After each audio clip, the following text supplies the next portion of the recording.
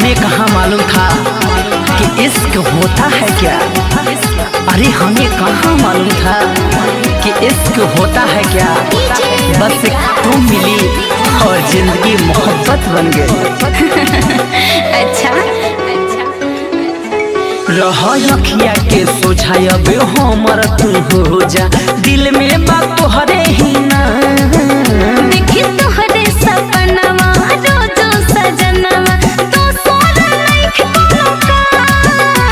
रह अखिया के सोझायब हमर तू हो जा, दिल में बात तोहरे ही ना।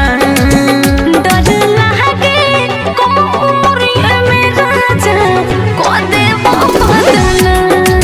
हमारा सीनावा में सांस बन के तू रानी धड़कलो सुबह शाम। Music by Shiv Manmohan. अरे करीब आ जाओ जरा, तुम बिन जीना है मुश्किल। अरे करीब आ जाओ जरा, तुम बिन जीना है मुश्किल।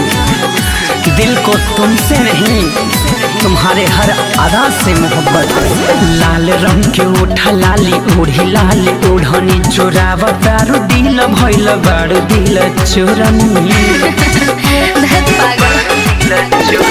तोहरे ला इतना कोई निहब सिंगार हो, जो राजा जिया देख लो ना एक बार हो। मिल जाए दिल के यारा।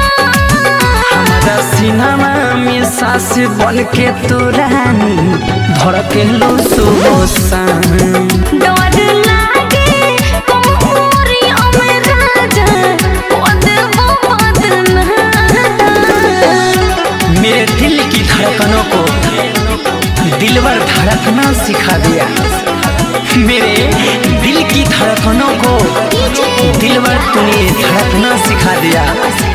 जब से मिली है कसम से तेरी मोहब्बत, मैंने हर गम को भुला दिया। कैसन तो हर प्यार यार कैले बा असर हो, जेने देखी चेहरा तो हर आवेला नजर हो। तोहर जैसन हमरो भइल बाटे हाल हो, सच पहली सुना प्रभा ससिलाल हो। राइट संतोष छोड़ले कामधाम। हमारा सिनेमा में सांस बन के करे जा धड़केलो सुबह शाम। डर लागे कोमरिया में राजा को देबो बदला।